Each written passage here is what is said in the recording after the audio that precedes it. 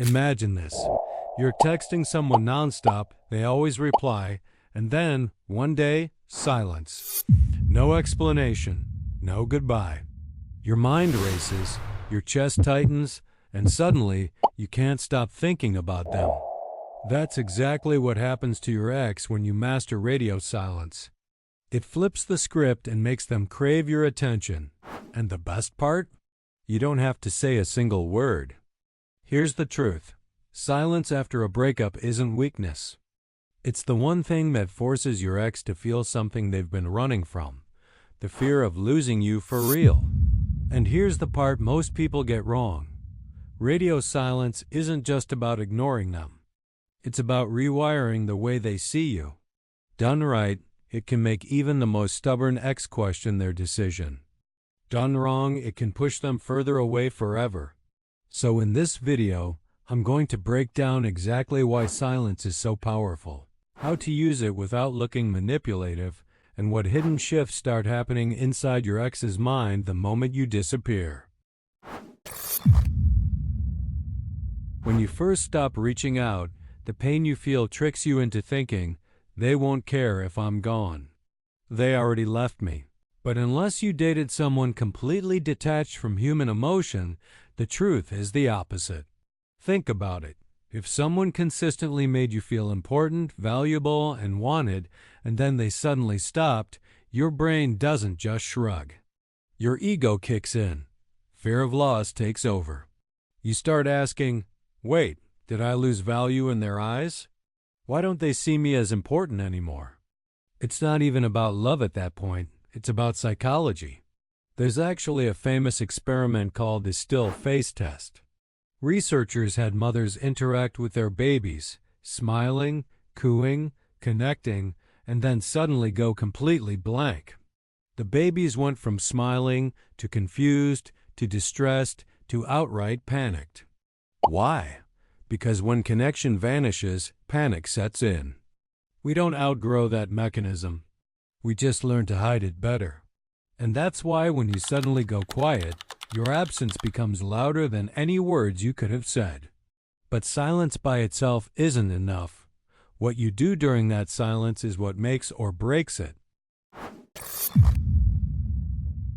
The first 3 or 4 weeks should be full radio silence. No texts, no just checking in, no liking their posts.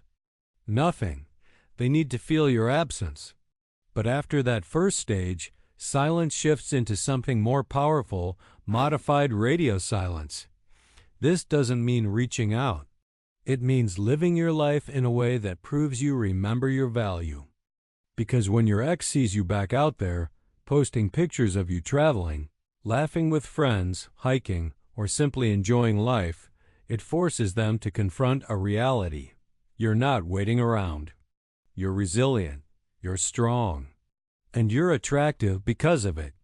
I've had countless clients tell me the same story. The moment my ex saw me living my life again was the moment they started reaching out. It's not about showing off, it's about proving, silently, that their absence doesn't define you. But what happens when you can't fully separate? What if your lives overlap, through friends, family, or even kids? This is where things get tricky. Maybe you share children. Maybe you still work together. Maybe your friend groups overlap, or you had future plans that still connect you. One of the biggest mistakes people make here is letting friends or family interfere. They'll mean well, but they'll say things that either make you look weak or push your ex further away. You've probably heard it before. Why do you even want them back after how they treated you? Or worse, don't worry, I'll talk to them for you. That never works. It either makes you look desperate or it paints your ex as the villain. Neither helps. Instead, the most effective strategy is to let your circle project quiet strength on your behalf. Not fake bravado, not pretending you don't care. Just calm confidence. Something like, yeah, he's hurting, but he knows his worth. He's not broken. He knows he'll be okay. He even said he'd rather be with someone who truly wants to be with him. That kind of message plants a seed. It shows honesty. You're human, you hurt, but also strength. You're not begging, you're not collapsing. You're still you. And that's exactly why, when your ex does finally reach out, the way you respond matters more than anything else. After a breakup, it's incredibly common for the ex to send what I call smoke signals. Little texts like, "Hope you don't hate me. I just want to stay in your life. I feel so bad for hurting you." Sometimes they'll even frame themselves as the noble one. "I didn't want to do this, but it wouldn't be fair to you if I stayed. You deserve better." The danger is obvious. If you give in to pity, guilt, or sympathy, you drain attraction instantly. So here's the rule. Stay relaxed, warm, and brief. For example, if they say, "I feel horrible for hurting you," you don't respond with, "Yeah, I'm broken without you." Instead, you say, "Of course it hurt, but I'd rather you be honest than pretend. I'll be fine." See the difference? You're not cold, but you're not begging either. You're handing back the guilt and reminding them, "I still know my worth." And nothing is more attractive than calm resilience. But here's where most people sabotage themselves. They believe a dangerous lie. This is the trap.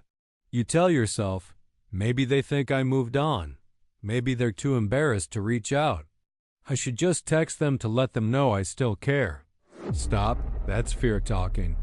That's your anxiety trying to trick you into breaking no contact. Because here's the truth. If they miss you, they will reach out.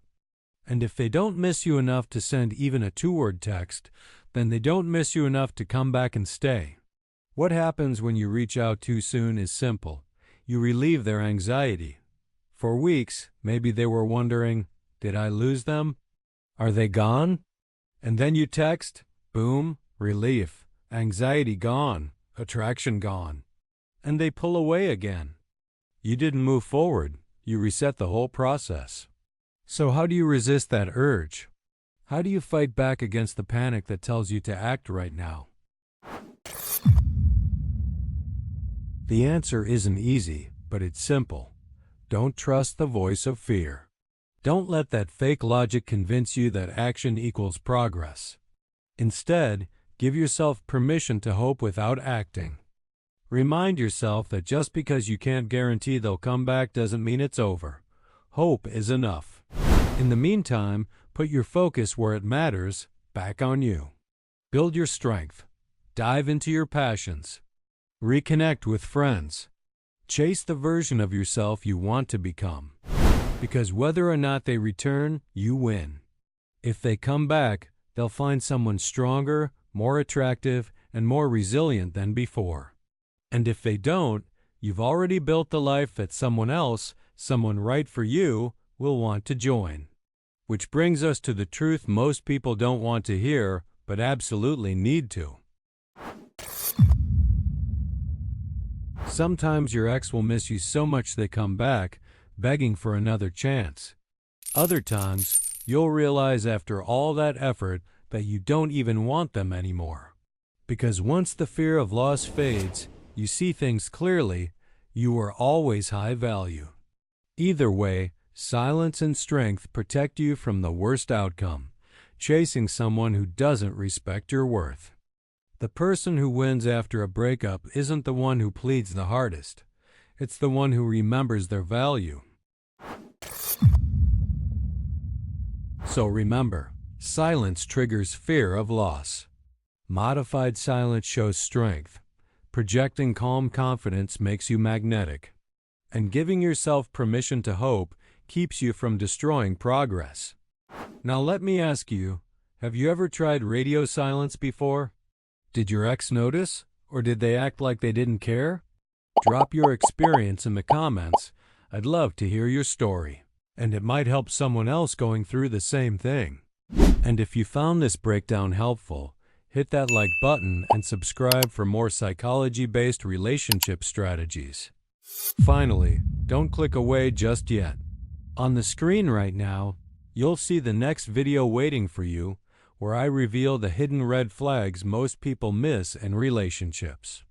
Trust me, You don't want to miss that one.